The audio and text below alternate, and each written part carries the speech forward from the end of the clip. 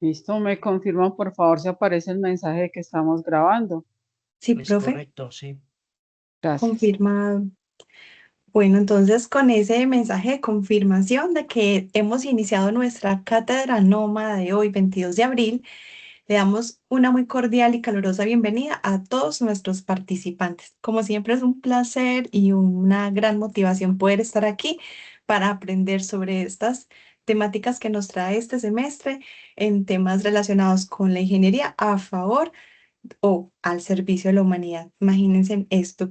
Y pues hoy tenemos una charla de esas que justamente nos pretende poner unas buenas reflexiones sobre este tema. Entonces, les quiero contar que hoy tenemos a nuestro ponente, el profesor Rafael Mauricio París Restrepo.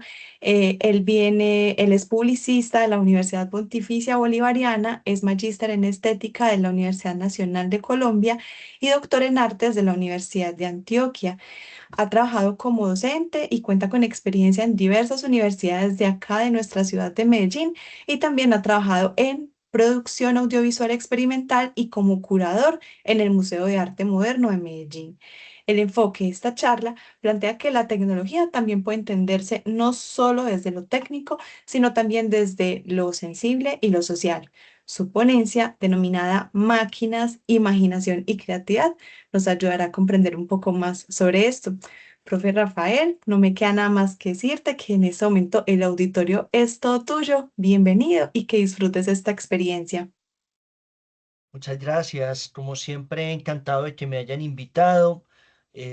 Bueno, pues la vez anterior también estuve hablándoles a ustedes como en ese momento estaba con el tema de esa relación entre la estética y la tecnología, entre dos campos del conocimiento que aparentemente son muy distintos, pero que realmente siempre han ido de la mano. Entonces, justamente de esa última ponencia, de esa última charla que tuvimos, más bien, que me pareció muy agradable, salió una idea bastante interesante y es la de crear un curso que fortalezca el currículo de mi institución universitaria, que es el Pascual Bravo, en primera instancia, pero que me encantaría compartirlo con ustedes, pues a ver qué tan loco puede ser el asunto, qué tan lógico puede ser. eh, no es que yo pues me ponga aquí a hablar de una terminología pues de educación muy extraña, no, pero sí quiero como hablarles un poquito como de cómo podría ser un curso que tenga que ver con estética y tecnología y un curso que se pueda ofrecer a diseñadores y y a ingenieros en ciernes, a personas que están estudiando estos conocimientos. Entonces, bueno, gente, pues primero les agradezco mucho que estén por acá. Voy entonces a compartir con ustedes. Acá les tengo una presentación. Vamos a ver si se ve la presentación. Sí, profe, la estamos viendo. Gracias. Entonces, gente, pues se me ocurre a mí que es bueno hacer como un buen preámbulo de esto, porque pues a la gente le puede sonar extraño como el asunto de la estética y el asunto Huele a de, carne. del asunto de la tecnología relacionada con la estética, que puede sonar muy extraño. Pero bueno, el asunto es que les voy a empezar hablando de la evolución de la percepción. Cuando hablamos de estética, nos estamos refiriendo a la percepción y en específico a todas esas percepciones que podrían configurar lo que nosotros llamamos el conocimiento sensible. Recuerden a los antiguos griegos que nos hablaban principalmente de dos tipos de conocimiento, conocimiento racional y el conocimiento sensible, y ambos son igual de importantes. Entonces, esto es un poquito la aventura, quisiera yo iniciar, porque es una aventura con este asunto de la percepción y cómo va apareciendo, y luego ya empezaré a hablarles del curso que propongo que se titula Máquinas, Imaginación y Creatividad. Entonces, vamos arrancando. Entonces dice que la percepción es un proceso evolutivo continuo que atraviesa la biología, la cognición, la cultura y la estética. Desde los primeros animales del Cámbrico, dotados de órganos perceptuales rudimentarios, hasta los sujetos contemporáneos inmersos en entornos digitales e interfaces técnicas. La percepción no deja de transformarse. Entonces, ahí nos estamos refiriendo a que la percepción es un asunto puramente humano. La percepción está relacionada con nosotros. Los animales también tienen percepción, también desarrollan un conocimiento sensible muy pequeño, muy rudimentario, digámoslo así, pero la percepción es lo que hace que el ser humano sea el ser humano como les voy a mostrar a continuación. Voy a arrancar hablándoles a ustedes de un periodo histórico que es el Cámbrico, que es cuando la vida empezó a sentir de una manera diferente y empezó a sentir de una manera más compleja realmente. Entonces, estamos hablando entonces del nacimiento de los órganos perceptuales u órganos sensoriales. Dice entonces que hace aproximadamente 540 millones de años, durante el período cámbrico, ocurre uno de los eventos más decisivos de la historia de la vida, la llamada explosión cámbrica. En un lapso relativamente corto aparecen la mayoría de los grandes planes corporales de los animales, pero más allá de la diversidad morfológica, lo que resulta verdaderamente transformador es la emergencia de órganos perceptuales o sensoriales diferenciados. Entonces, en ese periodo cámbrico, pues existían en la Tierra unos animales muy sencillitos. La mayoría eran como una especie de 100 pies. Habían algunos de pronto que parecían un poquito como una especie como de cucarachitas. Habían unos animales muy sencillitos que andaban por el mundo, pero andaban completamente aislados también del mundo porque no tenían órganos sensoriales, no tenían ojos, no tenían algo así como unas orejas que les permitieran oír, no tenían ningún tipo de desarrollo con el gusto ni con nada de eso. Esos animalitos simplemente iban por el mundo. Y resulta ser que existe un momento histórico que es lo que llaman la explosión cámbrica. Nadie sabe muy bien realmente qué es eso. Hay muchas teorías, hay quien dice que lo ha descubierto, no se sabe qué es. Pero en el Cámbrico resulta que la vida se volvió muy difícil para los animales porque la Tierra empezó a calentarse o enfriarse mucho, empezaron unas marejadas horrorosas que lanzaban los animales de un lado a otro, muchos morían y esa tensión por la supervivencia hizo que ellos empezaran a desarrollar lo que nosotros llamaríamos órganos oculares, órganos sensoriales muy básicos, pero muy funcionales. Y de la misma manera empiezan a aparecer otros órganos ahí. Entonces, miren lo que teníamos originalmente en el Cámbrico. Habían unos seres que parecían como unas esponjas, otros que parecían como esos gusanos cordados. Hay uno muy famoso que es el trilobite, que es como una cucarachita, como un medio cangrejito. Y está esta criatura que vemos más abajo, que es el onicóforo, que básicamente es como una especie de 100 pies, ¿cierto? Una especie de 100 pies con unas patas muy gruesas. Todos estos animales tienen unas configuraciones biológicas muy simples, son completamente simétricos, al menos pues en teoría ustedes saben que la simetría completa no existe, pero sí principalmente se puede decir que son simétricos y eran animales que eran absolutamente simples. Entonces, estos organismos pluricelulares antes del Cámbrico poseían sensibilidades difusas. ¿Qué significa eso?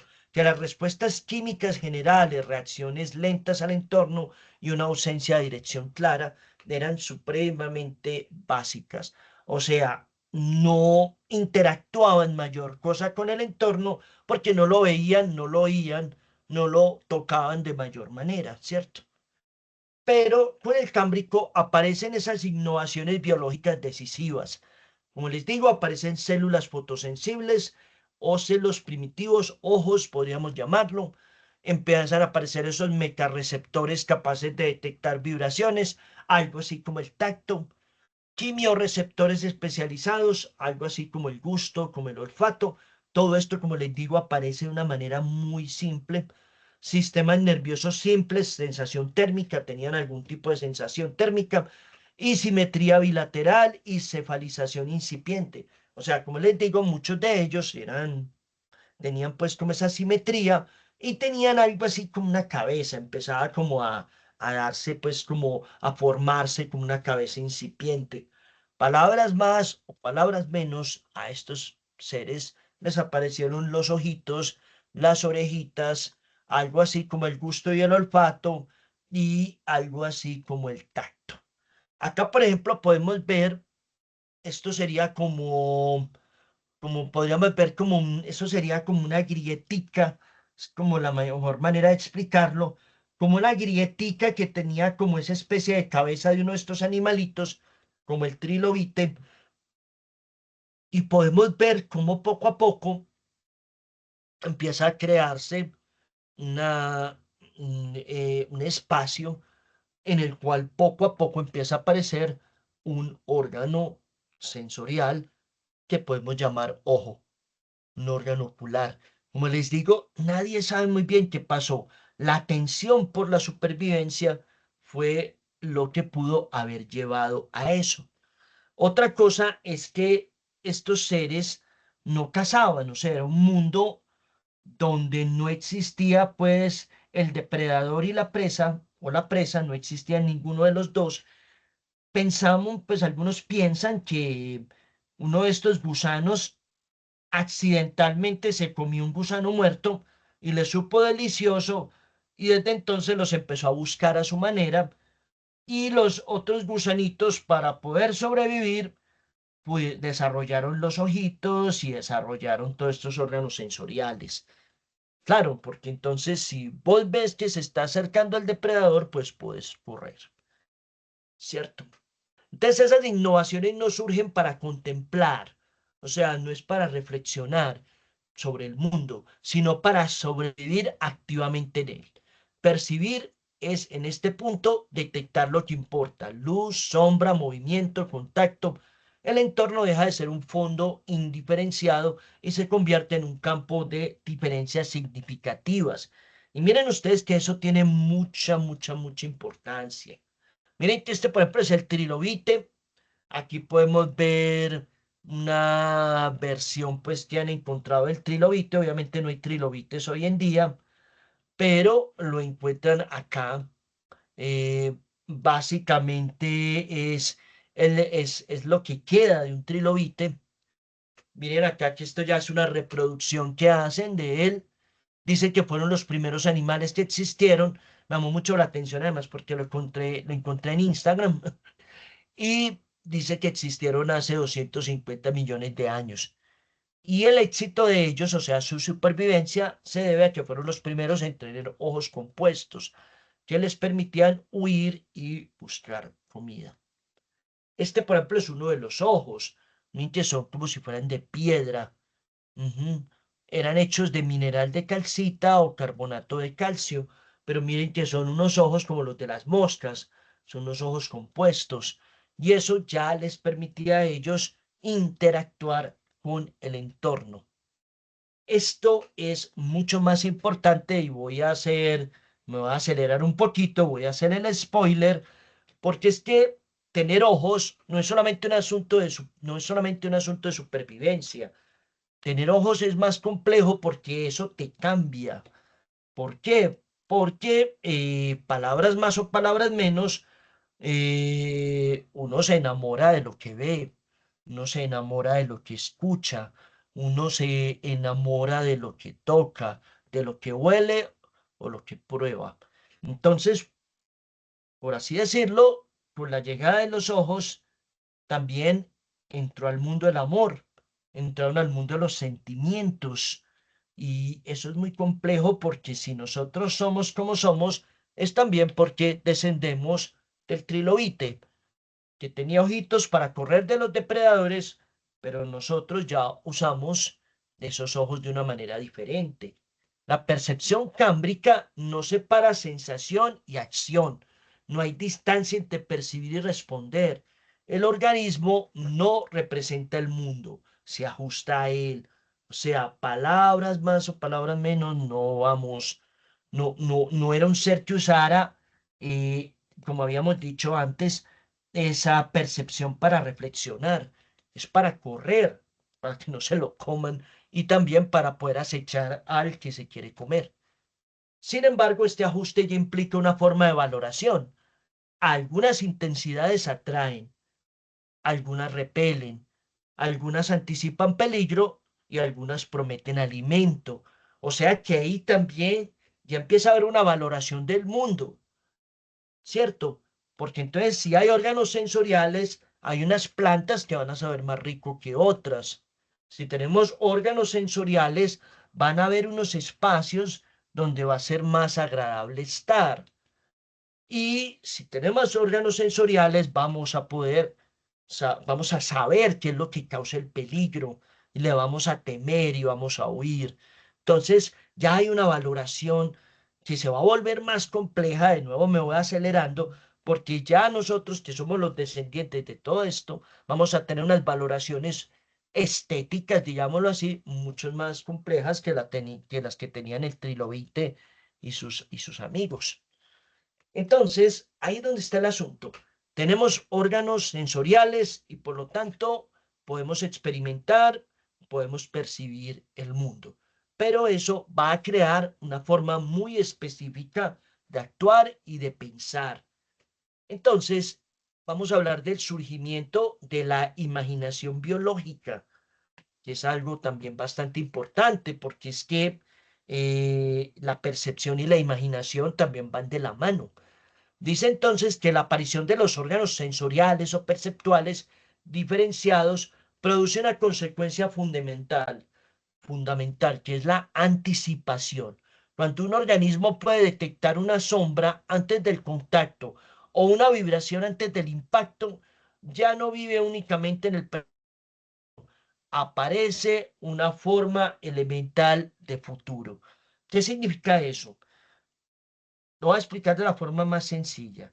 Nosotros vamos caminando sobre unos escalones de piedra, ¿cierto?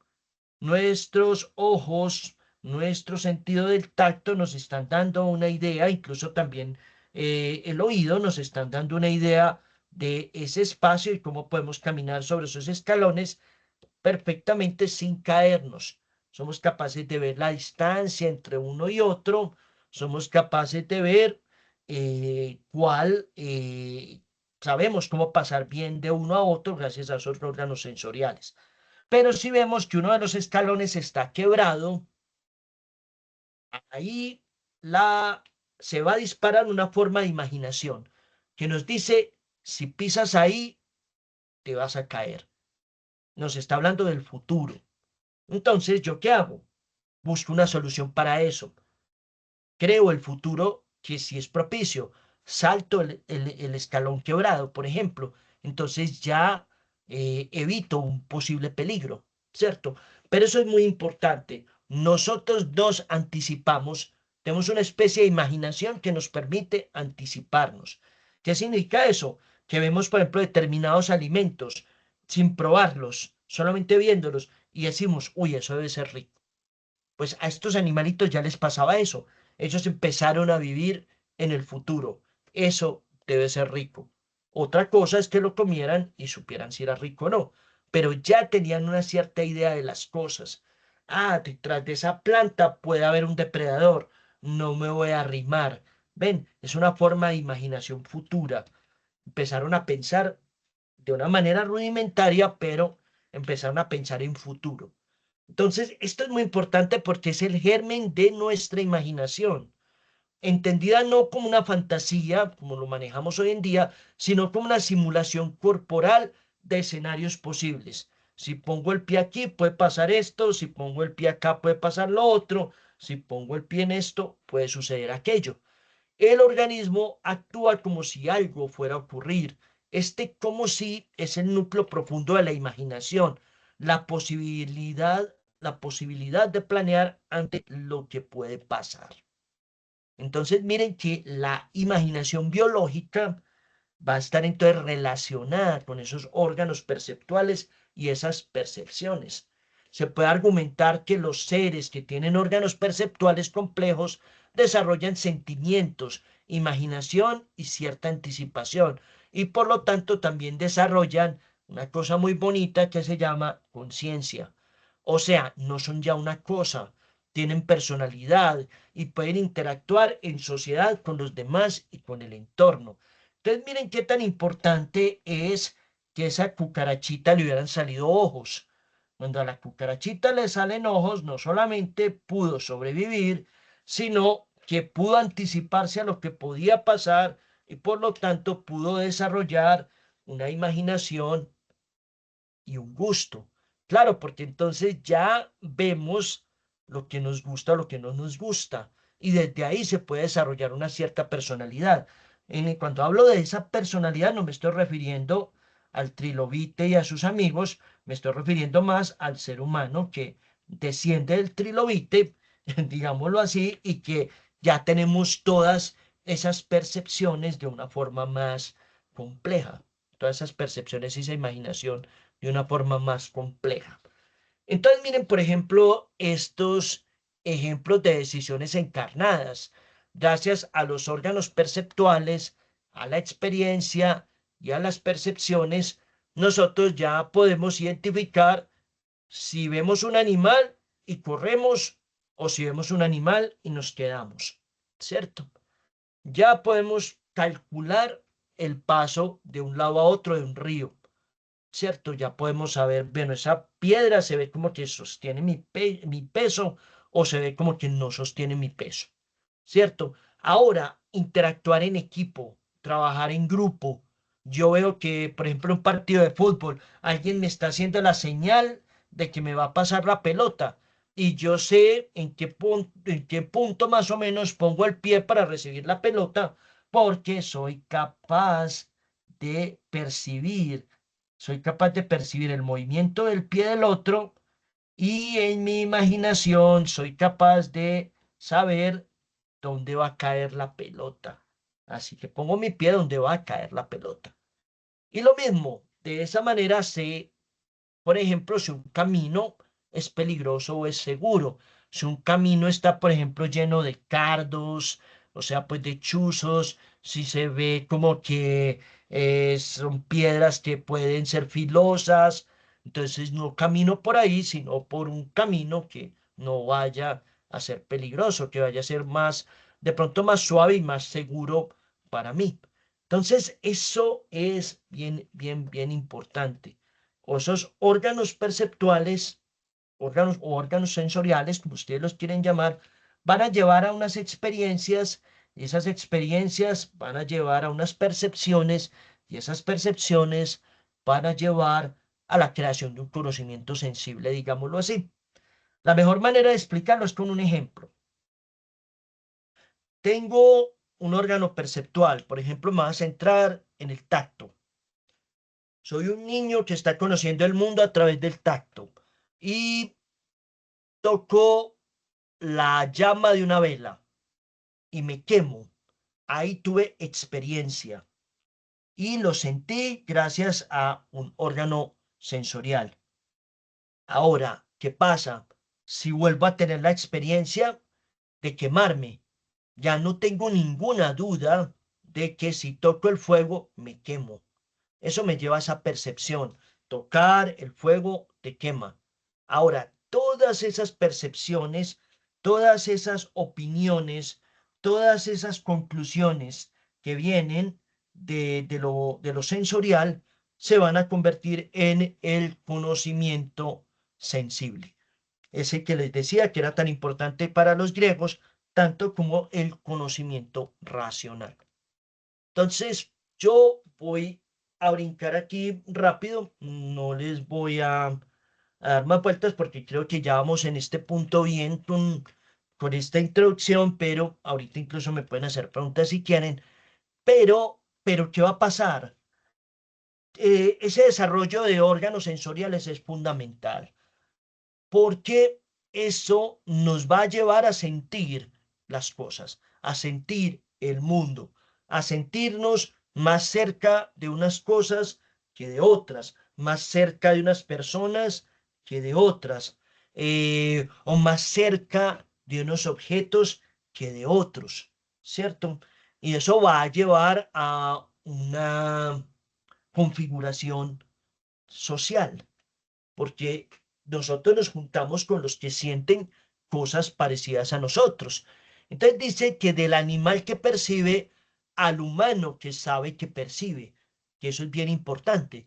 Dice que con la aparición de los homínidos, o sea, nosotros, ¿cierto? Prácticamente nosotros, la percepción no cambia radicalmente en su base biológica. Seguimos percibiendo con órganos moldeados por millones de años de evolución. Lo que cambia es la conciencia de la percepción.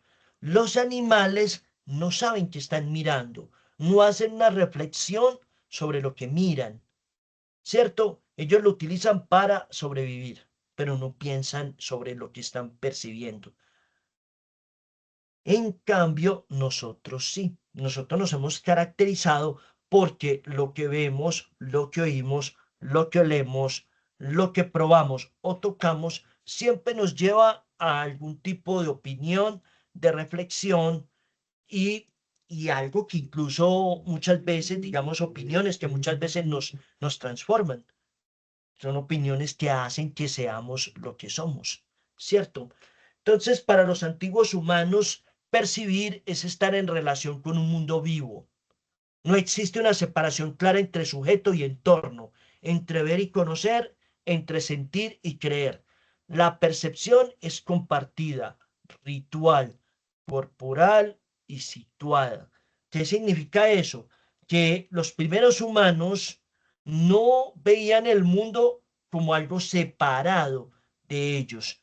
Ellos veían el mundo como una parte de ellos, una parte que había que celebrar a través de ritos y a través de, digamos, de una serie, sí, de ritos y de rituales y de elementos rituales que celebraban ese sentirse próximos.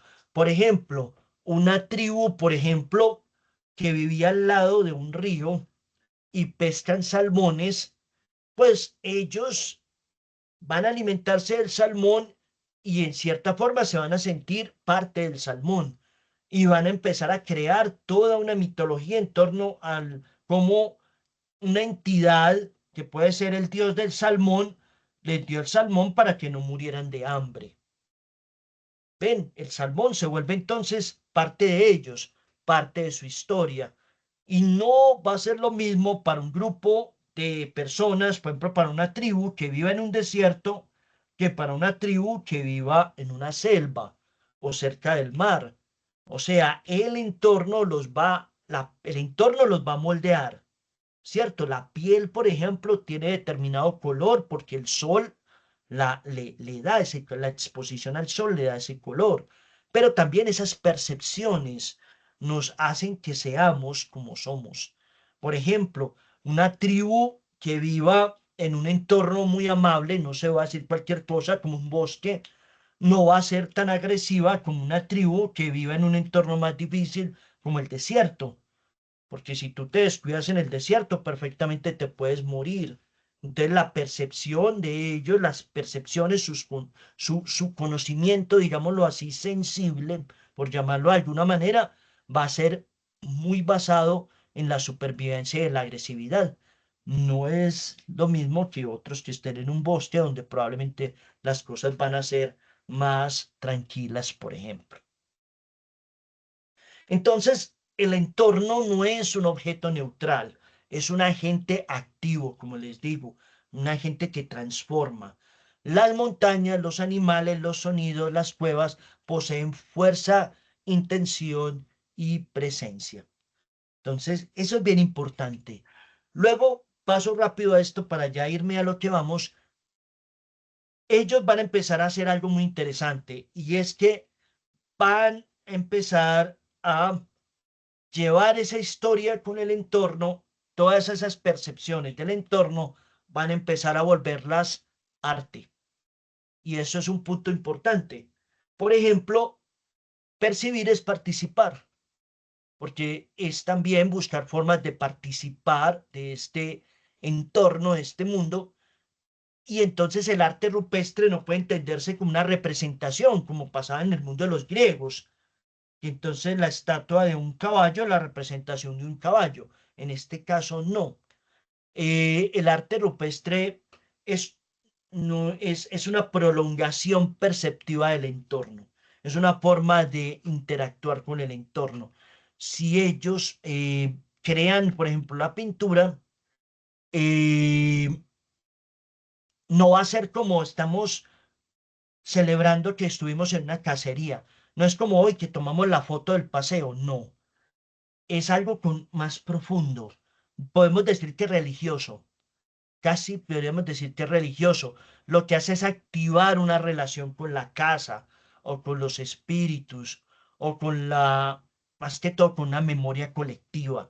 El arte, y aquí esto espero que se entienda, el arte inició como un contacto metafísico con el mundo, una manera de esas percepciones, que lo que se sentía se pusiera, se materializara, pero era como lo que hoy llamaríamos un objeto religioso. Es algo que activa, no es el recuerdo de algo, es algo más como algo que activa. O sea, si tú pintas a Dios en la cueva, Dios está contigo.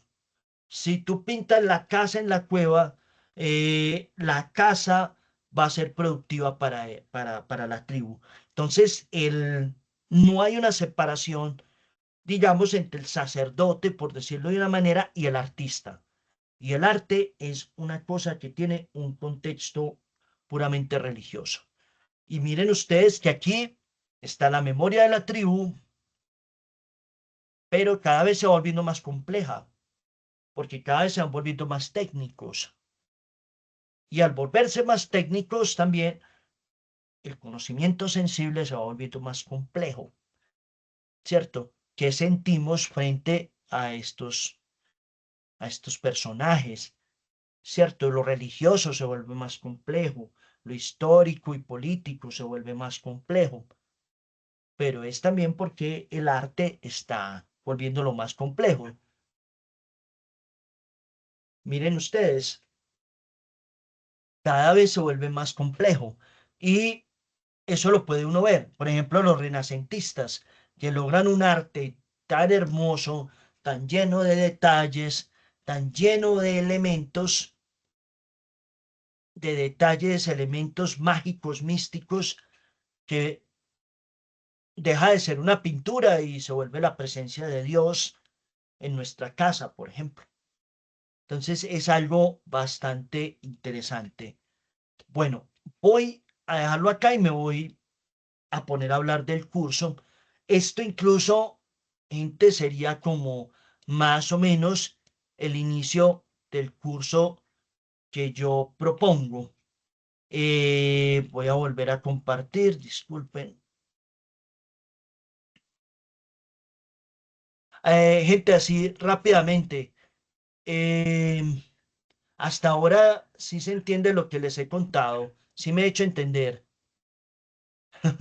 O muy Sí, complejo. profe. Profe, Ok, por este lado estamos captando tus mensajes.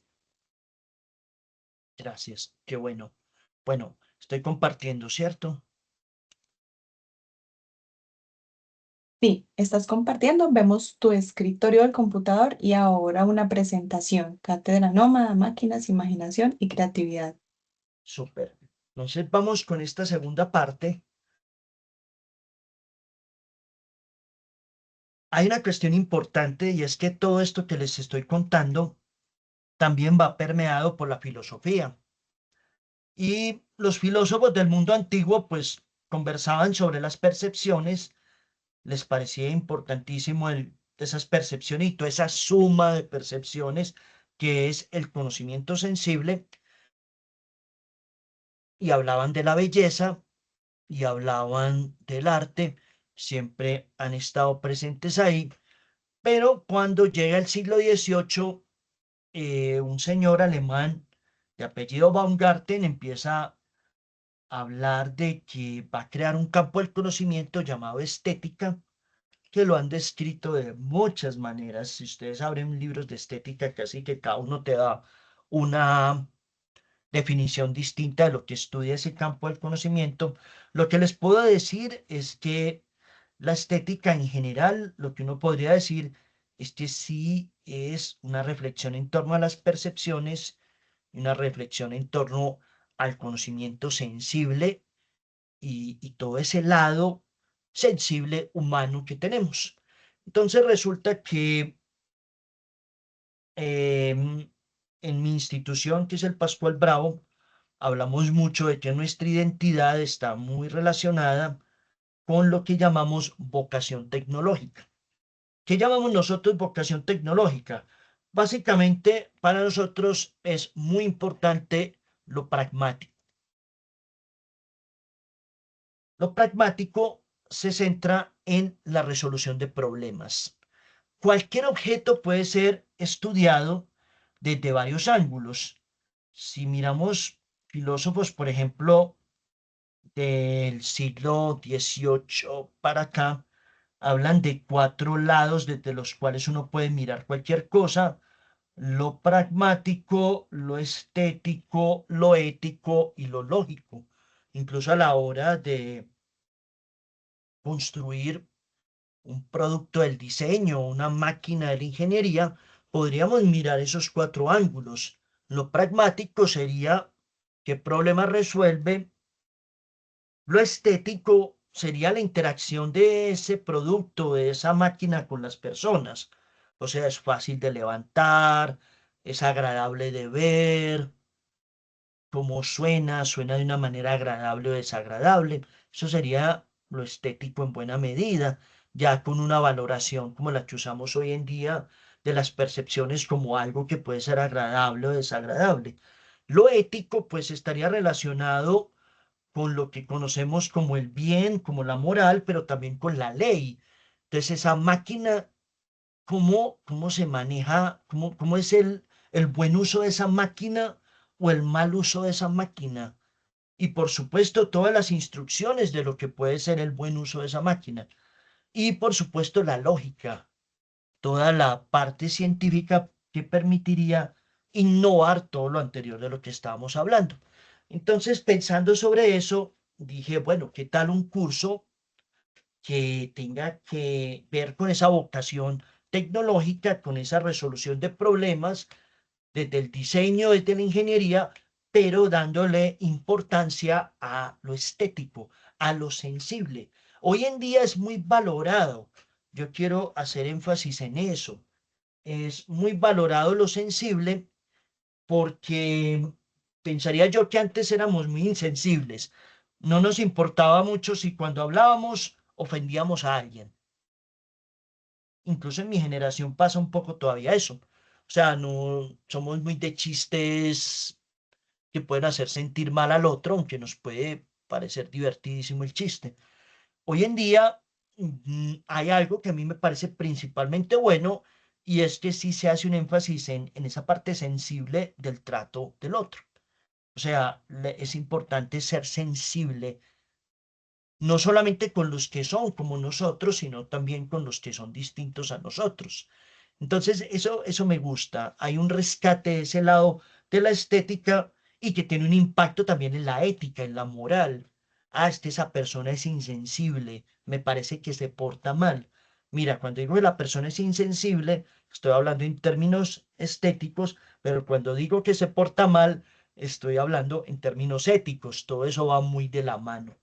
Entonces, este curso iría por el lado de, adelantándome, de aumentar las competencias eh, de los estudiantes con relación a la percepción, al análisis, ¿cierto? Porque la percepción también nos puede llevar a un análisis de determinados productos o máquinas que podríamos utilizar. Entonces, digamos que para esta disertación, lo mismo que dije la vez pasada, no estamos hablando de la estética necesariamente como una filosofía del arte y la belleza, mucho menos como un sinónimo de forma o de estilo. Hoy la estética será para nosotros una poderosa cohesionadora social. Recuerde que nosotros nos juntamos con los que sienten cosas parecidas a nosotros, ¿cierto?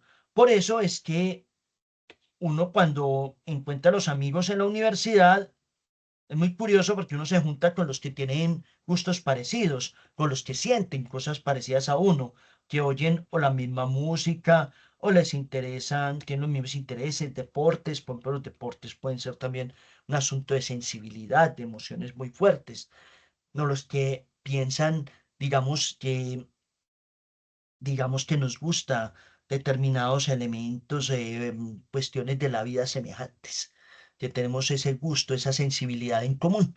Entonces, recordemos también que los grupos sociales son formados por sensaciones, emociones, afectos e imaginarios, que es también muy importante. O sea, la sociedad es formada mucho por el conocimiento sensible. Y los filósofos modernos en buena medida llaman a ese conocimiento sensible también estética. Eso podría ser una muy buena definición de lo que es la estética hoy en día. Puede ser un estudio del conocimiento sensible o puede ser el mismo conocimiento sensible, depende de cómo estemos hablando. Entonces, hay una lucha también del curso por la innovación. Esa palabra tan elusiva, tan difícil. Muchas veces los métodos de innovación vienen mucho desde lo lógico, vienen mucho desde lo matemático, pero también la innovación puede venir bastante desde lo estético, desde lo sensible, ¿cierto? Y diré eso como para ir pasando al tema.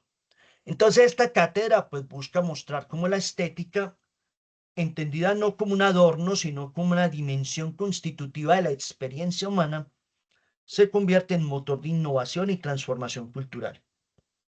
Para ello se presentarán las posibles bases para un curso llamado Máquinas, Imaginación y Creatividad, en el cual se pretende un encuentro entre lo tecnológico y lo estético. Entonces, más o menos, ¿cómo sería ese marco conceptual? Dice que la estética, en su sentido filosófico, no se reduce a la teoría de lo bello, sino a la experiencia sensible y significativa que orienta la manera en que los sujetos se relacionan con el mundo. Eso lo dice el señor Aullón de Haro. Básicamente, él dice algo muy semejante a lo que decía Immanuel Kant, que la estética es una cosa más compleja que simplemente una filosofía del arte. No está solamente centrada en el arte o en algunos objetos del diseño, es algo cotidiano. Nosotros estamos en una relación estética con el mundo, desde que nos levantamos hasta que nos acostamos, porque una simple pared te está dando un montón de información sensorial que se puede convertir en una experiencia, en una percepción y que te lleva a un conocimiento sensible. Tú sales a la calle y te llegan un montón de percepciones. A veces no es algo que se pueda como distinguir muy bien porque todo llega con un bloque a veces abrumador, pero, pero estás sintiendo profundamente. Por eso hay espacios que nos llaman o espacios que nos repelen. Son experiencias estéticas. Entonces, cuando hablamos de innovación, pienso yo, sobre todo innovación desde la estética, nos estamos refiriendo a nuevas formas de vida. Que la vida es lo más importante que tenemos, eso es lo que se nos da a todos, una vida, y nuestro deber es hacer esa vida lo mejor que podamos, de la manera más, de acuerdo a lo que cada uno entienda que es lo justo, ¿cierto? Es una responsabilidad lo que hacemos con esa vida y depende mucho de cómo nos administramos nosotros mismos. Incluso depende mucho de nuestra forma de ver al otro y de ver las cosas del mundo. Goldberg, por ejemplo, señala que el cerebro humano está cableado para la novedad y que la creatividad surge de la capacidad de combinar lo conocido con lo inesperado. Este proceso no ocurre en el vacío técnico, sino en un entramado cultural, en el que la forma estética se convierte en el vínculo para que la innovación sea reconocida y adoptada. Asimismo, Hartford Recuerda que grandes invenciones como el gramófono o el iPhone transformaron más allá de su funcionalidad, instauraron nuevas formas de vida cotidiana cargadas de significado. Y es verdad, es muy distinta, era muy distinta la vida en los años 30 en el mundo de la radio a lo que es la vida hoy en el mundo de la Internet, por ejemplo, en el mundo de las aplicaciones. Y va a ser todavía más distinto en el mundo de las inteligencias artificiales. Entonces, miren ustedes que conocimiento racional y conocimiento sensible nos están llevando a que lleguemos a un montón de innovaciones que están creando nuevas formas de vida, un montón de tecnologías que están instaurando nuevas formas de vida y muy distintas a las que, por ejemplo, vivieron nuestros padres o nuestros abuelos y probablemente muy distintas a las que van a vivir nuestros hijos o nuestros nietos. En consecuencia, la hipótesis que se plantea es que la estética es propulsora de mundos posibles, en tanto activa la imaginación creadora y ofrece horizontes culturales en los cuales las innovaciones encuentran sentido. ¿Se acuerdan que ahorita hablábamos de una cucarachita con ojos que tenía una imaginación biológica muy sencillita, que le servía para imaginarse que detrás de una piedra podía haber un depredador y por eso no arrimarse la piedra? Pues resulta que nosotros, que somos los herederos de la cucarachita con ojos, tenemos ya una imaginación más compleja, una imaginación creadora. Todas esas percepciones nos llevaron a tener una imaginación creadora. Y esa imaginación creadora es la que hace que puedan existir esos mundos posibles a través de la innovación, por ejemplo, tecnológica. Y siguiendo ese concepto, se plantea un curso llamado Máquinas, Imaginación y Creatividad, dirigido a ingenieros, diseñadores y artistas, o sea, a todo el que ejerza la facultad de hacer. Porque el ser humano se caracteriza por hacer cosas. Y eso también es fundamental, porque listo, a la cucarachita le salieron ojos y ahí cambió el horizonte. Pero resulta ser que mucho más adelante hubo un miquito que se estaba comiendo una fresa, por ejemplo, y la fresa se le cayó en una grietica en el piso y con sus deditos no los alcanzaba, no alcanzaba la frutica. Entonces lo que hizo fue que cogió un palito, sacó la frutica y se la comió. Pero ese palito es el inicio de todo un asunto tecnológico. Fue la primera prótesis que alguien pudo haber utilizado, por ejemplo. Y eso es muy complejo porque si es lo pragmático, es la resolución de problemas, pero hay que tener un buen grado de imaginación para ver un palito como una extensión tuya. Ahora ni pensar en un carro, en una nave espacial como extensión tuya, ¿cierto? Entonces el curso tiene el siguiente planteamiento. Máquinas, Imaginación y Creatividad propone un espacio de reflexión crítica y creación en torno a la relación entre tecnología, cultura y sensibilidad humana. Pues básicamente casi que he explicado como el contexto del curso, pero bueno, ese es como el asunto en pocas palabras. El curso se propone abordar las máquinas no solo como artefactos funcionales, sino como dispositivos simbólicos que configuran imaginarios, prácticas sociales y experiencias estéticas. Claro que sí, porque es que hoy en día, por ejemplo, con el tema de las inteligencias artificiales, pues nos encontramos con algo pragmático, con todos los usos buenos, malos o regulares que les podemos dar. Pero desde la época antigua se estaba hablando ya de inteligencia artificiales, ya se está hablando de autómatas. En los mitos griegos, por ejemplo, hay autómatas. ¿Y qué significaba para los antiguos griegos el autómata? Algo muy distinto, por ejemplo, a lo que podía ser para los franceses o los italianos del siglo XV. Era otra cosa distinta. Y mire usted en los años 50, con todos los avances científicos que tuvimos en el siglo XX, después de la Segunda Guerra Mundial, claro, empiezan a aparecer un montón de autores de ciencia ficción como Isaac Asimov, hablando de todos esos temas interesantes. la relatividad, la inteligencia artificial, la posibilidad de mundos paralelos, de alienígenas.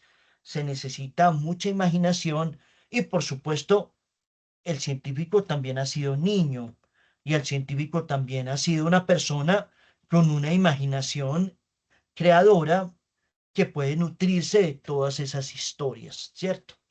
Nosotros también somos las historias que hemos leído, las películas que hemos visto y la música que hemos escuchado. Entonces también ese es el asunto.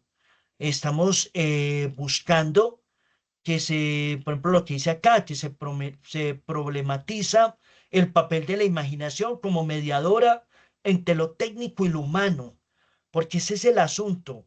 El gran científico que no tiene imaginación, que no es capaz de soñar, que no es capaz de volver a ser niño, probablemente va a ser un científico fascista.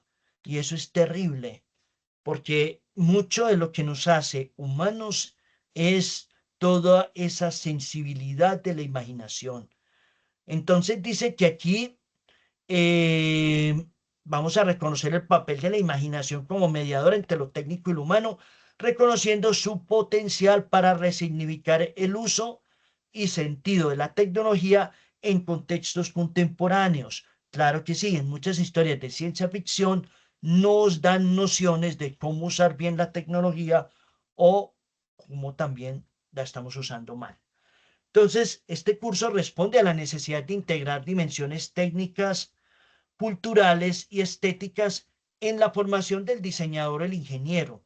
La creciente tecnificación de la sociedad exige profesionales capaces de interpretar críticamente los sistemas tecnológicos, no solo operarlos. Y por otro lado, el curso busca fortalecer la formación integral al articular creatividad, pensamiento crítico y responsabilidad social, alineándose con los principios, bueno, de los proyectos educativos institucionales que sean y los enfoques del desarrollo humano y tecnológico. Un objetivo general, pues también que todo esto está en construcción, pueden cambiar, de hecho han cambiado bastante, pero por ejemplo el objetivo general puede ser analizar y desarrollar propuestas creativas que integren tecnología, imaginación y sensibilidad estética. Pero por otro lado pueden haber unos objetivos específicos, que sería comprender las máquinas como construcciones culturales y simbólicas, explorar la imaginación como herramientas para la innovación tecnológica, diseñar propuestas que articulen función, estética y contexto social, y reflexionar críticamente sobre el impacto de la tecnología en la experiencia humana. Por ahí el señor Heidegger, el filósofo Heidegger, escribió un texto muy diciente que se llama La pregunta por la técnica, y él decía que a él le preocupaba el avance tecnológico tan fuerte que habíamos tenido del siglo XIX para acá, que habíamos avanzado más rápido que en miles de años y que a él le preocupaba que de pronto esa tecnología se fuera alejando de la sensibilidad. Heidegger decía que el arte funcionaba mientras estuviera, el arte pues como una construcción material, funcionaba mientras estuviera relacionado eh, fuertemente, de una manera cercana, con la sensibilidad. Lo mismo dice de la tecnología. Cuando la tecnología se aleja de lo sensible, de lo humano, puede ser problemático, ¿cierto? La metodología del curso, sin profundizar tampoco, pues se puede decir que es un aprendizaje basado en problemas, pero también investigación-creación. Habría que mirar si lo uno o lo otro, las dos cosas. Insisto, esto está en construcción. Eh, Se va a promover el trabajo colaborativo, la exploración interdisciplinar. Ojalá los grupos sean de personas que estén estudiando distintas formaciones, que ojalá podemos juntar, por decir algo, gente que esté estudiando alguna forma de diseño, con quienes estén estudiando alguna forma de ingeniería, o con estudiantes, por ejemplo, que estén estudiando, por ejemplo, producción, y en alguna de estas que son unas habilidades blandas administrativas, sería muy bueno porque, insisto, de esa diferencia se puede aprender mucho. Las actividades podrán incluir lecturas guiadas, laboratorios creativos, prototipado y presentación de resultados, ¿cierto? Esta es la parte tal vez más interesante para lo de hoy, que sería básicamente las unidades. ¿Qué serían las unidades? La unidad 1 es nivelación, y yo digo que es la maldición de Prometeo en buena medida. Esto que hemos venido viendo, y de hecho lo que les hablé ahorita es parte de la unidad 1. Es la mitad casi de la unidad 1, sin profundizar tampoco tanto, pero sí, es en buena medida esa unidad 1. Y es centrarnos en la imaginación como facultad creativa y crítica, estudiar las relaciones con el diseño, el arte y la innovación tecnológica a través de ejercicios de experimentación, explorar también procesos de ideación, pensamiento divergente y construcción de narrativas.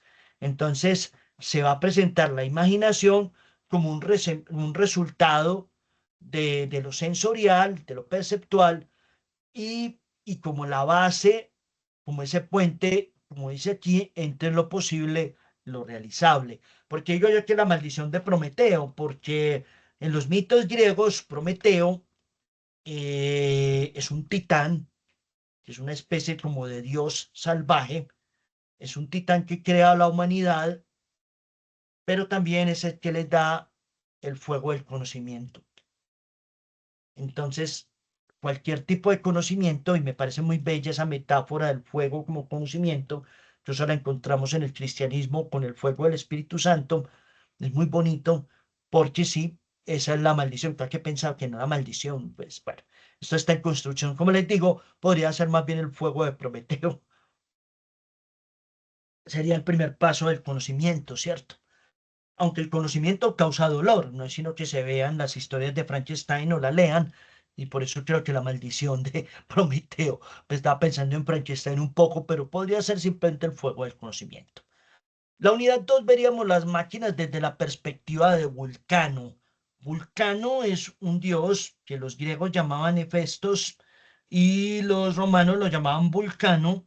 Y Vulcano es un dios de la metalurgia, es un dios que construye.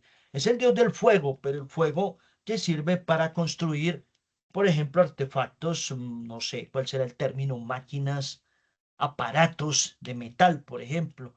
Construía pues los primeros dioses en construir, según los mitos, máquinas. Entonces es la parte pragmática de la máquina, las máquinas de Vulcano. Vulcano es pragmático. Entonces sería una unidad en la cual se exploraría la máquina como fenómeno cultural, mitológico también. Se abordarían sus implicaciones históricas, sociales y simbólicas desde los mitos antiguos, pasando por la primera revolución industrial hasta la contemporaneidad digital. Se analizarían representaciones de la máquina en el arte, la literatura y el diseño. Por claro, porque los robots, los androides no se los inventaron ahorita. El viaje en el tiempo o los universos, los multiversos, eso no se lo inventaron ahorita. Desde el mundo antiguo hemos tenido mitos que han tratado esos temas y que han crecido de manera simétrica a todo el ingenio humano. Entonces, mientras creamos máquinas verdaderas, también antes las habíamos soñado. Un caso muy específico es, por ejemplo, el del avión. Hoy podemos volar en un vehículo de un lado a otro, pero durante mucho tiempo eso fue un sueño que lo veíamos en los mitos como el de Ícaro, por ejemplo. Intentaba volar, pero voló muy cerca del sol, eso dañó la cera, que era una parte fundamental de sus alas, y el hombre cayó al mar. Entonces ahí hay todo un asunto de primero soñamos algo y después lo volvemos realidad. Del mito se pasa al ingenio, a la creatividad. Y esta unidad busca comprender cómo las tecnologías configuran formas de vida, imaginarios colectivos y estructuras de poder.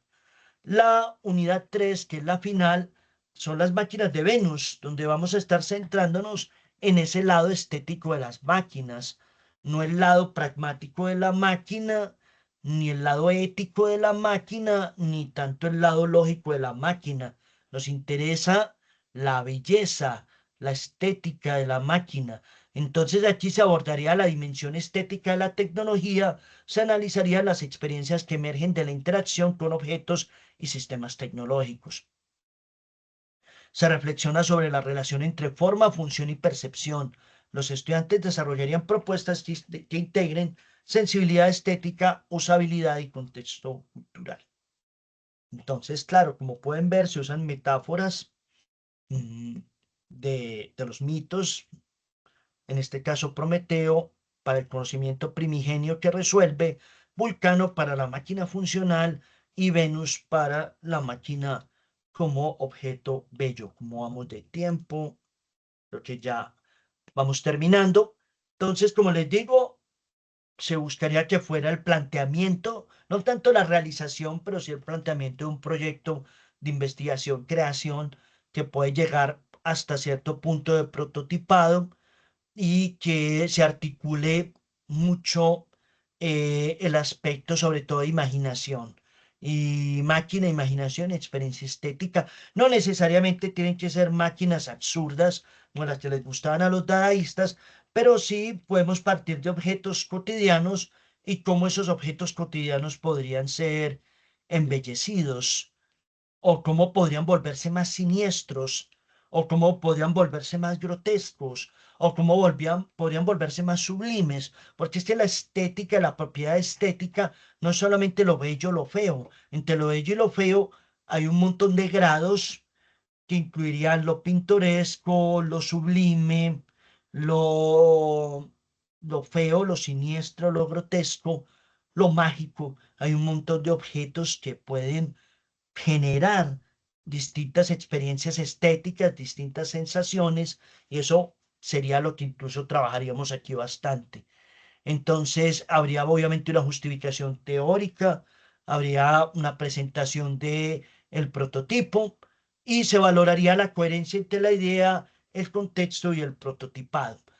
Hay unas competencias que voy a leerlas muy rápido. El estudiante analiza críticamente la tecnología en sus dimensiones culturales y sociales, integra imaginación y pensamiento creativo en procesos de diseño o de ingeniería, desarrolla la propuesta con coherencia estética, funcional y contextual, comunica ideas de manera clara, argumentada y visualmente estructurada, y trabaja colaborativamente en proyectos interdisciplinarios. Algo así podría ser, como les digo. Y en síntesis, para ir terminando, pues sí, el curso busca lograr potenciar, digamos, desde la estética una innovación que presente nuevos mundos. Nosotros pienso que somos mejor sociedad. Mientras más sensibles somos, pienso que podemos avanzar más de una manera más ética si somos sensibles. La ciencia ha avanzado mucho cuando se ha alejado de la ética. Miren los campos de concentración, por ejemplo, donde muchos de los inventos de hoy vienen de la experimentación sobre pobres seres humanos a los que no veían como humanos, rompiendo todos los derechos que tenían como personas, pero no pienso que no debería de ser así. La tecnología puede avanzar de una manera más lenta, pero en términos tecnológicos, de una forma más lenta, pero con una humanidad, digamos, más, digamos que fuera más, por así decirlo de esa manera, con una inteligencia emocional mayor que puede venir desde el ejercicio de estas percepciones, de esta sensibilidad. Entonces dice que explorando la relación entre tecnología, imaginación y cultura, mediante la relación crítica y creación, se logrará analizar las máquinas como sistemas simbólicos y además desarrollar propuestas que integren estética, función y contexto social. Promoviendo un pensamiento creativo, también pensaría yo que un pensamiento crítico, experiencia sensible y responsabilidad en el uso de la tecnología. Nuevos mundos vendrán de esos encuentros, nuevos espacios para conocer al otro e interactuar de maneras cada vez más eficientes y profundas, diría yo. Bueno, gente, esto es una bibliografía que utilicé. Tengo varias pero esta es una de las que estoy utilizando, es una parte. Y gente, pues muchas gracias. De verdad que les agradezco que me hayan escuchado en este ratito. Bueno, ustedes me dirán si pasamos a preguntas. Voy a dejar de compartir, si les parece. Profe, Hola. ¿me escucha? Claro que sí. Hola Sí, David, ¿cómo estás? profe, muy bien.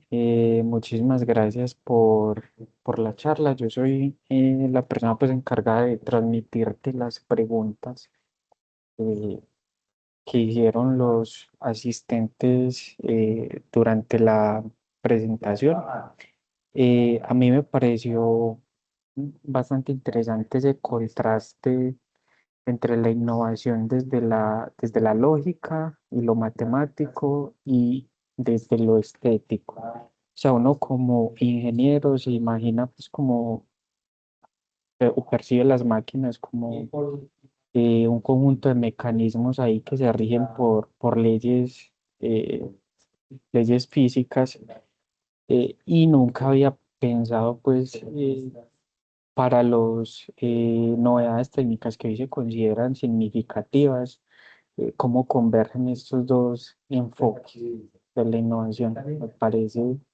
muy interesante pues que uno pues haya podido, digamos, percibir de alguna manera eso durante esta charla. Muchas gracias, profesor. Gracias. Eh, bueno, entonces voy a hacerte las preguntas. La primera pregunta la hizo Nicolás Solano Galeano. ¿Cómo crees que el ser humano desarrolló la cultura desde sus inicios, considerando los cambios en su percepción sensorial a lo largo del tiempo? Mm, uy, es compleja la pregunta, pero el asunto, y muchas gracias por la pregunta, es que cuando hablamos de cultura, estamos hablando de cultivar, esa palabra viene de cultivar. Y la cultura, la ciudad, las ciudades y la moneda aparecen casi que al mismo tiempo. Y es algo muy buena, la pregunta de Nicolás es muy buena porque él me está ayudando a poner una pieza más del rompecabezas de la cual no hablé, que fue el desarrollo social. Yo hablé como de un desarrollo desde lo perceptual, porque pues es el asunto estético, pero ahí hay un asunto, y es que originalmente las tribus eran nómadas. Nosotros éramos tribus nómadas, tribus que no poseían nada. O sea, básicamente tendrían un petate sobre el cual dormir, tendrían un cuenquito para comer y beber, y andarían con sus ovejitas de un lado para otro. Y eran comunidades pequeñas. Pero hay un momento en que se empezaron a dar cuenta que la tierra producía, que la tierra producía riquezas, y que había unas tierras que producían más que otras. Entonces pasaron de ser nómadas a estar asentados y crearon un dispositivo de socialización, tal vez el invento más grande del mundo antiguo, que es la ciudad. Las ciudades son una cosa loquísima, pues es un artefacto, no sé ni cómo llamarlo, impresionante porque eso no es natural. O sea, lo natural en el hombre era ir de un lado a otro, como los animales que van de un lado a otro, ¿cierto? Entonces, el hombre animal, que además nosotros somos animalitos, y siempre nos hemos querido distinguir de los animales, porque incluso hay quien lo niega, las religiones se niega mucho que el hombre es un animal, y una manera de separarnos de eso es no hagamos lo mismo que hacen los animales. Los animales son nómadas y van de un lado a otro, ok, nosotros no, vamos a asentarnos. Entonces los hombres crean las ciudades y explotan la tierra. Y ahí es donde empieza a, a volverse compleja la sociedad realmente, porque entonces aparecen lo que llamamos hoy en día las culturas. ¿Qué es la cultura? Son elementos que cultivamos, que repetimos, son los hábitos propios de cada cultura, por así decirlo. Entonces empiezan, algunos comerán sobre platos, que son redondos, otros comerán sobre platos que son cuadrados, unos sobre platos que son de madera, otros sobre platos que son, no sé, de barro. O sea, empezaron a tener unos hábitos también, empezaron a tener cultura. Las ciudades cada vez se van volviendo más grandes. Hay ciudades amigas que invitan a que venga gente distinta a conversar, como hay ciudades que les ponen murallas, no queremos que venga nadie. Entonces, ahí lo social se vuelve muy importante.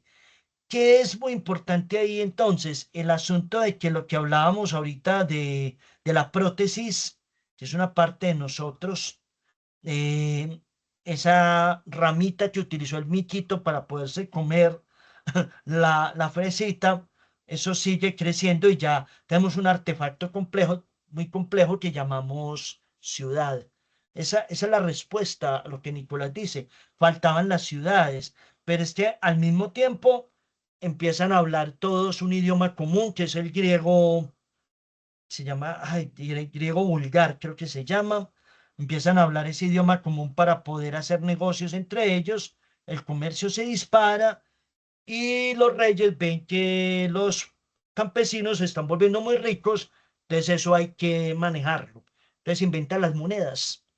La moneda asegura la presencia de los reyes y de todos estos élites, de todos estos ricos, en el momento en que se compra. Por eso las monedas tienen el perfil del rey, ¿cierto?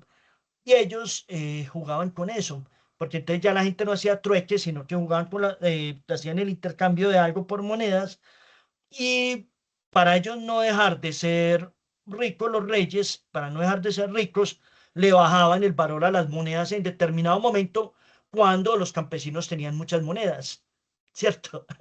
Le bajaban el valor a las monedas. Entonces ellos no dejaban de ser ricos nunca. Para eso se inventaron las monedas básicamente, para evitar que los que no son élite se vuelvan más ricos. Entonces eso es un asunto de compra porque yo lo quería falta, como ese desarrollo social. Por eso me gusta mucho que lo hayas preguntado. Pero sí, lo que es ciudad, idioma común y moneda aparecen más o menos al mismo tiempo. En este momento no recuerdo exactamente cuándo, y el comercio se vuelve fundamental.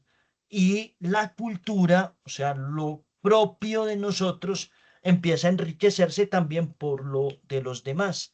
Y dentro de la cultura va a estar, la cultura es súper sensible, la cultura es una parte importante del conocimiento sensible, porque ahí están nuestros hábitos cotidianos, cómo comemos, cómo dormimos, cómo nos curamos cuando nos enfermamos, qué hacemos cuando nace una persona, qué hacemos cuando muere alguien. Todo eso está ahí, pero también está el arte y el diseño que acompaña todos esos momentos. Entonces la cultura abarcaría como todo eso. No sé si sí le pude contestar a Nicolás, pero creo que básicamente eso era lo que hacía falta. O sea, a que las percepciones, la respuesta es sí simple. Las percepciones y el conocimiento sensible evolucionó a lo que nosotros llamamos también cultura, que es muy de los antropólogos. Todo lo que es cultural, lo que hoy llamamos cultura, está ahí pegadito. Una cuestión que está palpitante. Y es incluso fabuloso. Usted llega a una parte distinta y usted ve que tienen una cultura distinta. Usted ve que hacen las cosas distinto y uno aprende bastante de esa diferencia. Yo creo que eso sería lo que alcanzaría como a contestarle a Nicolás, pero eso daría como para otra ponencia perfectamente. Sí, Bueno, sí, yo creo que sí se le dio respuesta a la pregunta, profe, bastante acertada, de una manera bastante acertada. Eh, Ahora Sara Moncada Vélez pregunta, si el arte y la creatividad surgen de cierto modo de las vivencias y experiencias individuales, pero las máquinas tienen acceso a una cantidad mucho mayor de información que cualquier persona, eh, la creatividad seguirá siendo una cualidad propiamente humana o solo una capacidad que depende del acceso eh, y combinación de información. es una muy buena pregunta también, es una pregunta muy actual la que están haciendo ahí. ¿Qué pienso? Los mejores artistas que han existido durante la historia de la humanidad, incluso también se aplica a muchos diseñadores. También es otra forma de ver el mundo distinta, pero también hay sensibilidad involucrada. Se han caracterizado porque son personas sensibles, porque son personas, ahora, perdón, sensible no significa que, que lloren mucho, pues, o que se alegren demasiado, o no, sensible es la persona que está también muy en contacto con la realidad, que le duele lo que le pasa al otro, ¿cierto? Que siente lo que puede sentir el otro, eso tan bonito que llaman empatía. Yo pienso que los mejores artistas han tenido esa cualidad empática, esa cualidad sensible, y eso ha sido fundamental. Sin embargo, también se necesita el dominio técnico. Yo pienso que las máquinas tienen mucho dominio técnico, pero no tienen sensibilidad. La máquina te sirve para hacer una obra que te resuelve un problema de un minuto. No sé si la máquina será capaz de hacer una obra que dure centenares o miles de años, como ha pasado con el ser humano. O sea, no sé si las máquinas serán capaces de hacer una Gioconda, una Mona Lisa, o si serán capaces de hacer como el Partenón griego. Yo tengo mis sospechas de que no, de que la máquina es muy buena para copiar, y para eso sirve la máquina. La máquina no está creando realmente, creo yo. La máquina está copiando cosas como un estudiante, perdón y sin ánimo de ofender, como un estudiante que está empezando a estudiar algo, que se más copia que hace. Creo que las máquinas están en ese punto. Ahora, yo cerraría acá invocando a un artista y no me acuerdo el nombre, nunca me acuerdo del nombre, pero me parece una maravilla lo que ella dice. Ella dice que la inteligencia artificial no es para hacer arte o diseño, o para conceptualizar ingeniería, la inteligencia artificial no es para eso. Eso es para el ser humano. ¿Para qué es la inteligencia artificial? Dice ella. Ella es una artista, creo que es pintora, no me acuerdo el nombre, pero ella lo que dice es que ella no quiere que la inteligencia artificial pinte. Ella lo que quiere es que la inteligencia artificial barra, sacuda, trapee, lave la ropa, o sea, todo lo que le quita a ella el tiempo para imaginar, eso lo debe hacer la inteligencia artificial. Y miren que eso es muy bonito, porque ella ahí tiene sentido. O sea, es todo lo que nosotros hacemos tiene que ser pensado en términos de bienestar para el ser humano, ¿cierto? Entonces, de eso se trata. Yo pensaría que la inteligencia artificial realmente es para manejar carros, hasta ese punto te digo, manejar aviones, hasta ahí. Hay que mirar bien para qué, pero lo que sea, imaginarse una máquina, ingeniar una máquina, diseñar un producto, un servicio, am, hacer una obra de arte, eso es humano, eso no puede dejar de ser humano. Entonces, eso, yo digo que las inteligencias artificiales son una maravilla, pero las están utilizando para lo que no es. Yo creo que hay que pensarlas muy en bienestar, pensarlas muy para el bienestar del ser humano, no para que sustituya al ser humano, sobre todo porque se pone muy en cuestión la calidad de lo que pueden hacer y suponte que lo hagan perfecto, suponte que la máquina aprenda a pintar maravillosamente. ¿Para qué? Para que nosotros no volvamos a pintar. ¿Qué le pasa? No, no me pregunto qué hace la máquina cuando aprende a pintar maravillosamente. Me pregunto lo que le pasa al ser humano cuando deja de pintar. Esa es la pregunta verdadera.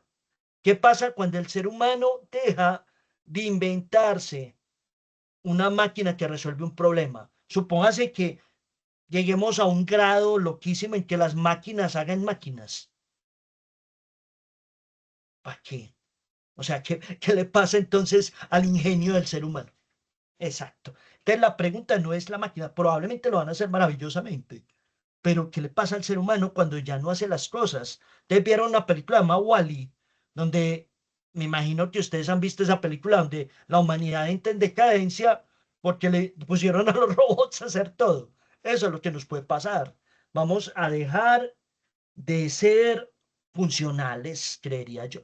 Eso es lo que puede pasar. Y es una muy buena pregunta porque es la preocupación que hay en este momento. Todo el mundo quiere volver la inteligencia artificial un negocio, pero hay que pensar también desde la ética y desde la estética, de lo sensible que implicaría todo eso.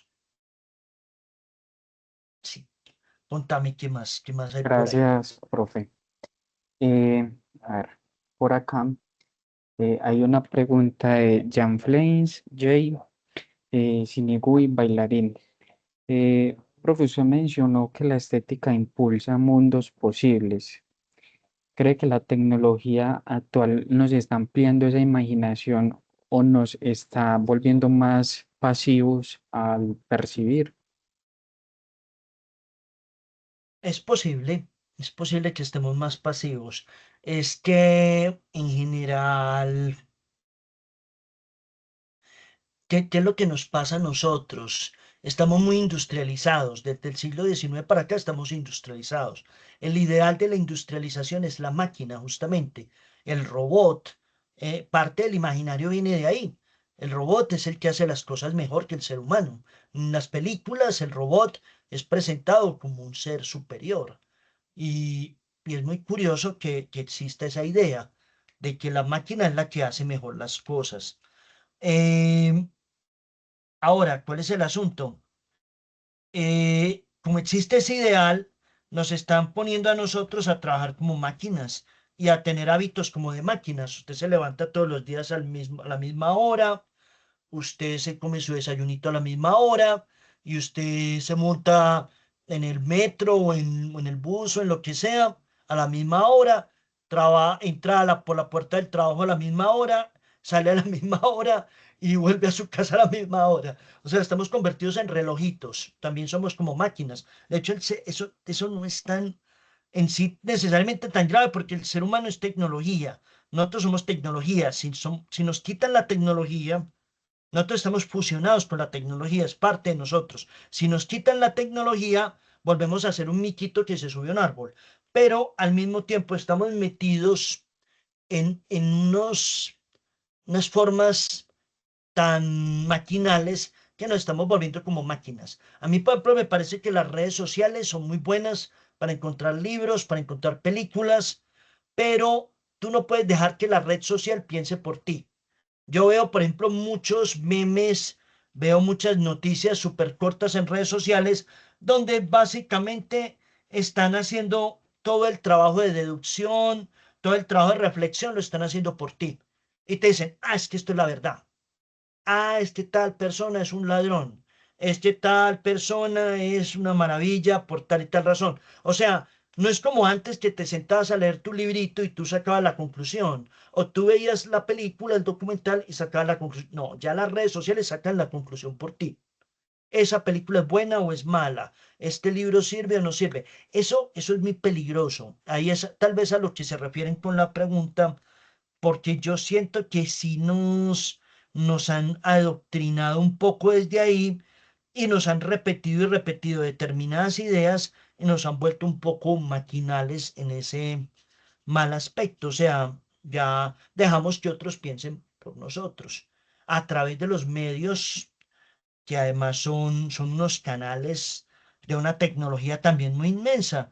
Yo recuerdo que se hablaba mucho, cuando yo estudiaba publicidad, se hablaba mucho de los medios como algo que tiene un montón de elementos psicológicos involucrados y que pueden llevar a una ingeniería del comportamiento. Imagínate ese término, ingeniería del comportamiento.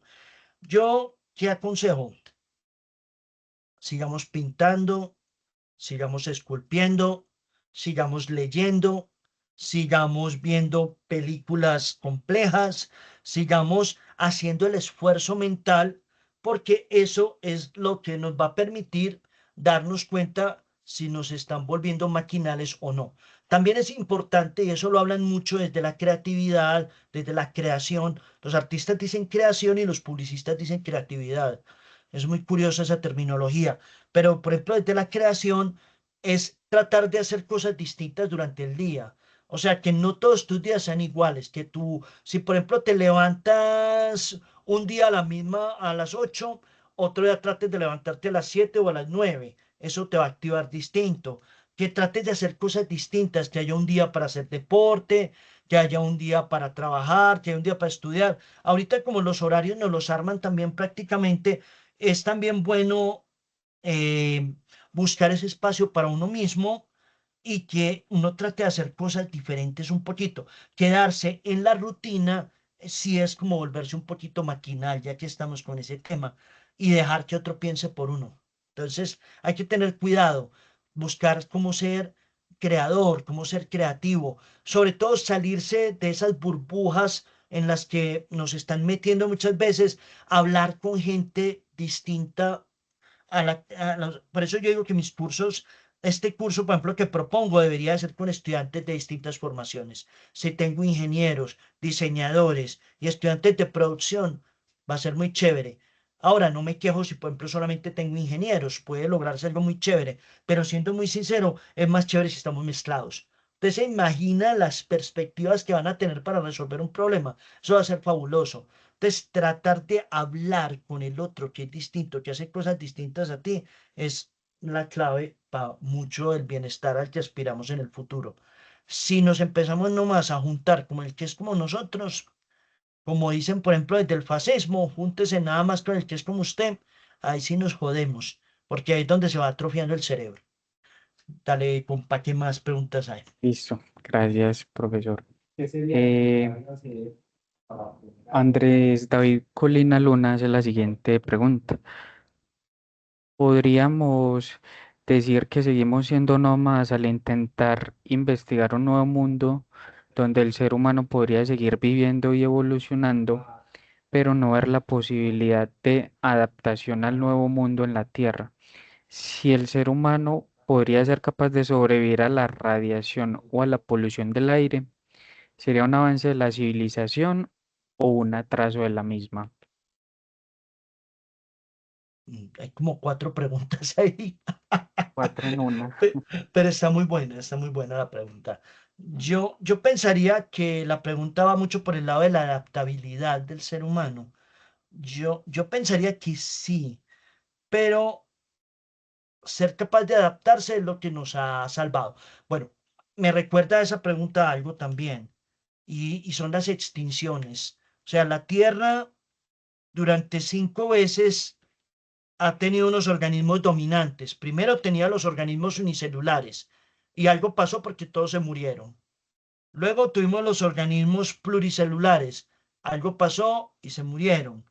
Luego tuvimos pequeños reptiles, ¿cierto? Algo pasó y se murieron.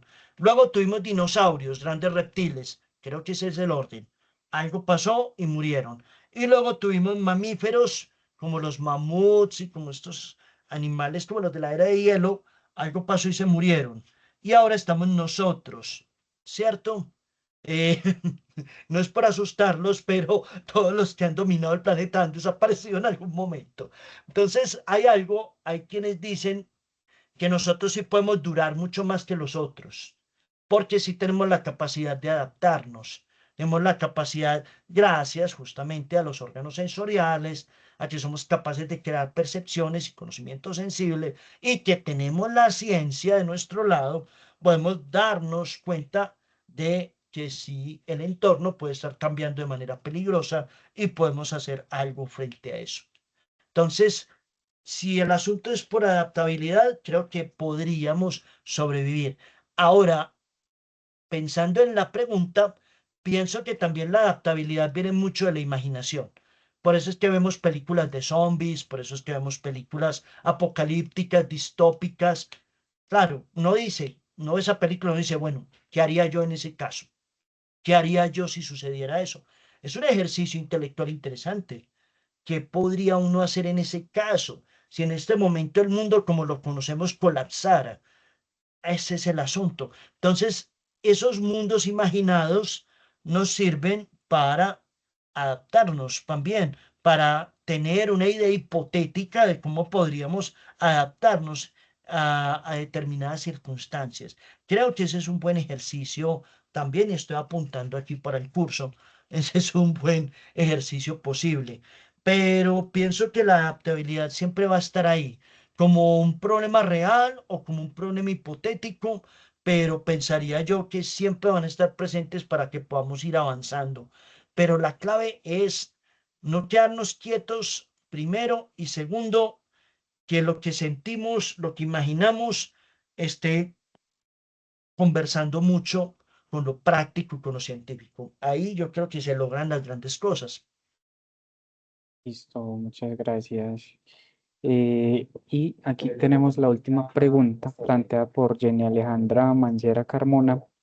¿Qué recomendaciones podrías dar a las personas que crean arte en todas sus manifestaciones posibles en un mundo actual de hiperconexión, inteligencia artificial sobre exigencia e inmediatez? Uy, es una pregunta de una responsabilidad gigante. ¿Qué pensaría yo? A ver, es que también daría como para otra ponencia, para otra charla, pero una de las cuestiones fundamentales es ser consciente del papel que tiene el artista, que es un papel muy distinto al que tiene el diseñador o un papel muy distinto al que tiene el ingeniero. Todo eso arrancó junto, y eso también es algo que no estaba en la charla, pero también es un asunto importante. Los griegos hablaban de la tecné, así se llamaba, la tecné. ¿Y la tecné qué era? La tecné era toda la capacidad del ser humano para hacer cosas, para resolver problemas, haciendo. Entonces, tecné era hacer un puente, pero tecné era también hacer los adornos para el puente.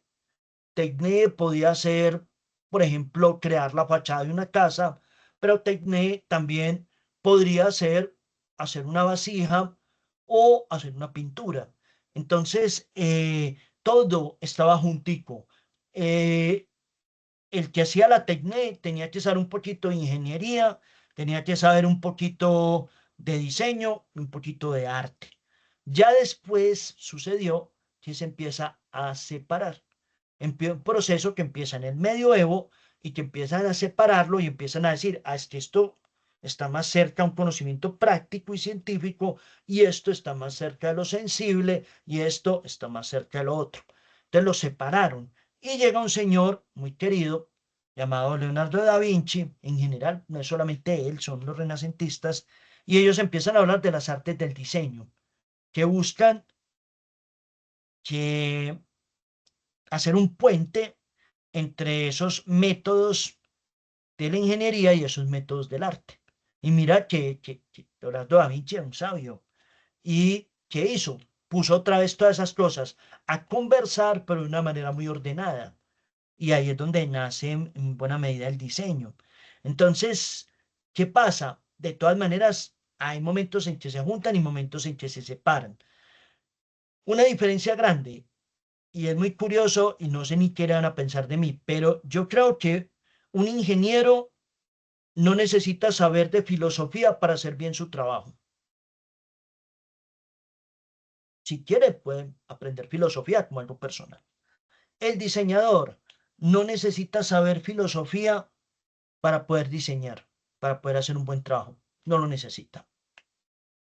El artista sí. El artista sí tiene que ser un filósofo.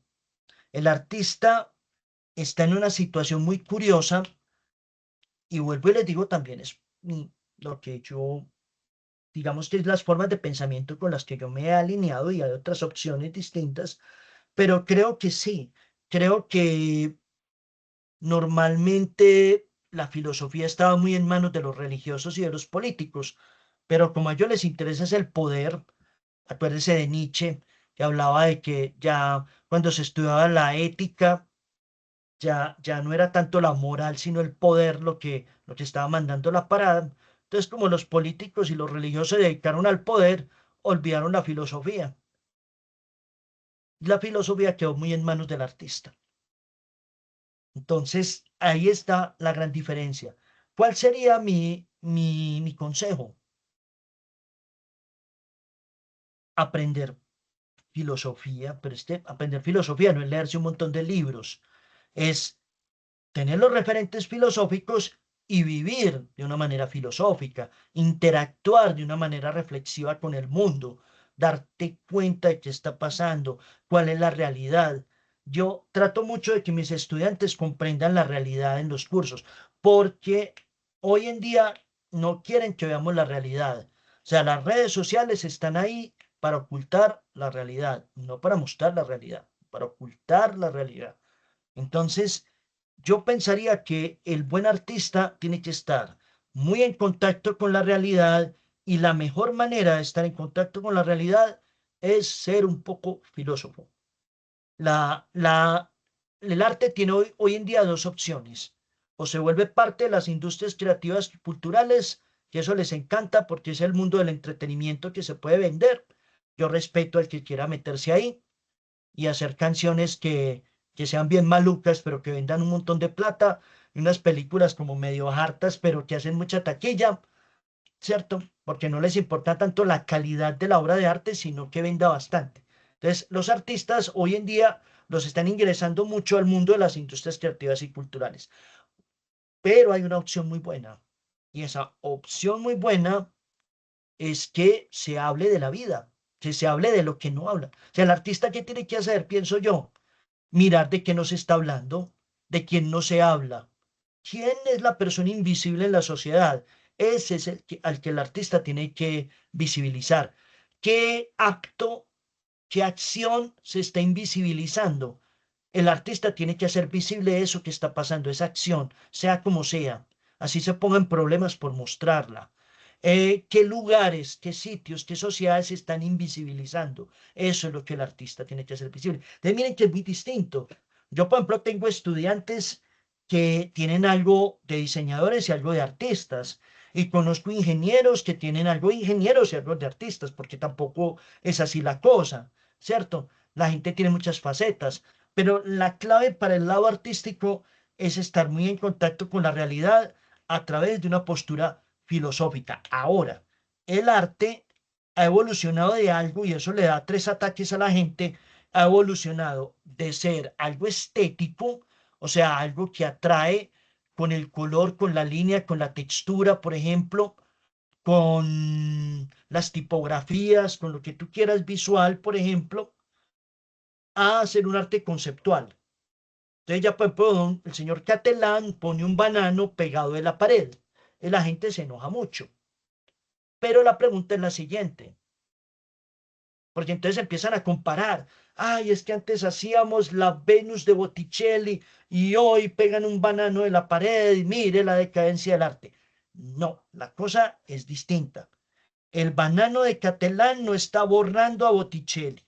Usted debería de conocer a Botticelli, pero también debería de conocer ese banano que Catalán puso en la pared. Debería de conocer las dos cosas. Y las dos cosas son distintas, porque es verdad que Botticelli tenía un arte puramente estético, agradable de ver, maravilloso desde todo lo que evoca, pero al mismo tiempo, Catalán, ¿qué te quiere decir con el banano? Ahí hay un arte conceptual. El arte conceptual eh, no quiere ese agrado sensorial, no quiere que tú tengas una experiencia estética, que pases, que te sientas bien, por ejemplo, o mal, depende del caso, viendo una obra. No, lo que quiere es ponerte a pensar. Y por eso mucho del arte conceptual viene con algún tipo de declaración del artista. El arte conceptual también tiene lo suyo, ¿cierto? Y sí, yo pienso que siempre debe ir, ya sea porque o sea conceptual o sea estético, siempre tiene que poner a pensar a la gente. O sea, miren que es bonito en el sentido de que todos tienen su campo. O sea, el ingeniero tiene su campo, tiene que resolver problemas desde utilizando la ciencia, la tecnología para resolver un problema determinado. El diseñador va a estar como en un punto intermedio, mediando entre los métodos de la ingeniería y un montón de aplicaciones sociales, por ejemplo, de todo eso. Pero el artista le toca esa parte de que tiene que oírse por un lado entretenimiento, y también es chévere, hay narrativas entretenidas, bonitas hoy en día, pero también qué tan chévere que haya espacio para poner a pensar a la gente, porque eso es no quieren que hagamos. Por eso es el valor de este tipo de espacios, que podamos conversar y ojalá que lo que hemos hablado aquí como que los deje a ustedes intrigados y ustedes empiecen como a mirar también el mundo desde otra perspectiva, el hacer, el quehacer diario de su de su propia profesión, de pronto desde otro ámbito. A mí me parece que la ingeniería se puede nutrir bastante de de la estética. Incluso hay filósofos que están hablando de eso. El mundo se está estetizando, dicen así. Todo cada vez es más bonito, hasta lo que no tenía que ser bonito, hasta los tornillos de un puente que tenían simplemente que ser funcionales se volvieron bonitos. Entonces, ese es el tipo de cosas también que tenemos que pensar. Pero lo principal, y gente les digo, es que trabajar es muy bueno. Yo estoy muy agradecido, probablemente mi jefe va a ver esto, pero lo voy a decir de esta manera. Trabajar es una maravilla, gente, pero hay que parar un momentico a pensar porque eso es lo que no estamos haciendo. Y hay que parar un momentico a sentir, porque ese sentir te va a llevar a algún tipo de juicio, a algún tipo de pensamiento que más adelante te puede ser útil, ¿cierto? Entonces, ese sería como el asunto. Bueno, entonces esa era la Listo. última pregunta. Sí, profesor, esa era la última pregunta. Eh, Profe, en nombre del equipo de Cátedra Nómada, te quiero pues como agradecer por la intención pues de participar aquí en este espacio,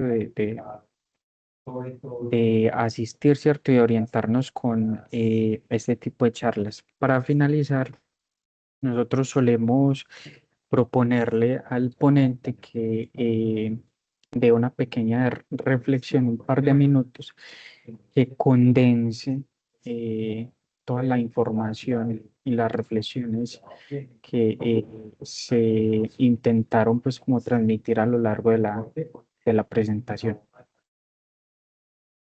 Eso está difícil, pero yo diría que lo principal es que seamos muy conscientes de que si bien son campos distintos, lo tecnológico, lo cultural y lo estético realmente van de la mano. Eso pensaría yo, que es un resumen muy sucinto, pero yo diría que es eso, porque muchas veces nos dicen, listo, la tecnología. Es más, el mundo de hoy es dominado por las empresas de tecnología. O sea, es lo que se ha vuelto más importante para nuestras vidas, es hasta invasiva la tecnología muchas veces, pero, pero es que la tecnología es también una cultura, es algo que se cultiva. ¿Cierto? Es algo con lo que nosotros interactuamos diario. Pero entonces, ¿cómo? Ahí es donde viene la pregunta.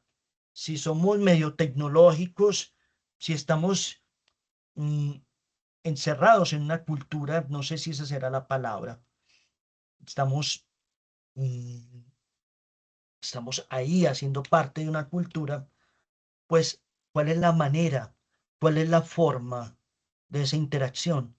Yo diría que la estética habla de lo sensible y habla de las formas, no solamente como forma externa de algo, que puede tener forma de cuadrado, de triángulo o de óvalo, de lo que sea, sino la forma de hacer las cosas también es muy importante. La forma de mirar al otro, la forma de hablarle al otro, esa forma de hacer, que hoy se nos pide que hagamos mucho. O sea, al ingeniero se le pide que esté haciendo todo el tiempo. Al diseñador se le pide que todo el tiempo esté haciendo. Pero la gran pregunta es cómo, porque esa es la parte que no nos dicen. ¿Cómo? ¿Cuál es el asunto? ¿Cómo vemos al otro? ¿Cómo interactuamos con el otro? ¿Sabemos escuchar al otro? ¿Sabemos hablar con el otro? Esa es una parte muy importante porque ahí estás humanizando cualquier proceso. Esa es la idea mía con esto. Porque nosotros somos líderes en tecnología, en diseño nos destacamos, nos dan todos los premios del mundo vienen para Colombia. Y al mismo tiempo somos una sociedad ineficaz en muchos aspectos. Somos una sociedad todavía insensible a veces frente a ciertas cuestiones. Hay mucha desigualdad y nos parece que es muy normal. Entonces, ¿qué está pasando con nuestra sensibilidad? Si ven, la cosa es más compleja, porque no es que yo tenga la sensibilidad para sentarme a observar una pintura de Rafael Sanzio y disfrutarle, llegar a algún tipo de experiencia con eso, sino que es que la sensibilidad es algo cotidiano. La sensibilidad es un asunto complejo. Y entonces, mientras vamos maravillosos por el lado del diseño y de la tecnología, pero al mismo tiempo es cómo estamos, o sea, cómo nos soñamos nosotros como sociedad después de que logramos todo eso. Tenemos que ser una sociedad que sea más sensible, pensaría yo. ¿Cómo se logra eso? No tengo la menor idea. Eso nos toca a cada uno descubrirlo, ¿cierto? Y algunos dirán que puede ser de una manera o de otra, pero sí pienso que se hablaba mucho de la educación estética, cuando en el siglo XVIII apareció la estética como campo del conocimiento, la relacionó mucho con la educación y se hablaba de la educación estética. Y hay gente que se burla de eso y dice eso fracasó, eso bla, bla, bla. Pero, pero sí es importante esa educación estética porque mientras cultivamos nuestro cerebro, también digamos que debemos cultivar nuestro corazón, ser personas de buen corazón, también, por decirlo de alguna manera. Yo ahí pensaría que todo eso debe de ir de la mano. Y más ahora, como está el mundo en este momento, o sea, pues prácticamente estamos en la Tercera Guerra Mundial. Los únicos que no dicen que es la Tercera Guerra Mundial son los medios de comunicación. Ahora, detrás de esa Tercera Guerra Mundial hay un montón de empresarios de la tecnología. Entonces, ven, ahí hay un asunto donde está entonces la sensibilidad en medio de toda esa producción tan fabulosa. Esa es la pregunta que queremos subsanar, por ejemplo, a través del curso. Listo, profe. Muchísimas gracias nuevamente por su participación. Esperamos poder contar con su asistencia en la próxima oportunidad. Listo. Para los asistentes, resulta que a día de hoy pues hay una pequeña dificultad con respecto a la próxima sesión. Así que les sugerimos estar muy pendientes de sus correos institucionales. En lo que resta de la semana, les vamos a indicar qué actividad se va a desarrollar durante la próxima charla, ¿cierto? El próximo encuentro, sea pues una charla como la de hoy o el bootcamp. Que estén muy bien todos. Gracias. Muchas gracias por invitarme. Gracias, Les vaya profe. muy bien. Muchas Muchas gracias a gracias. todos. Feliz Hasta noche. luego. Gracias. Feliz noche. Muchas gracias. Hasta luego. Voy a Hasta seguir. luego.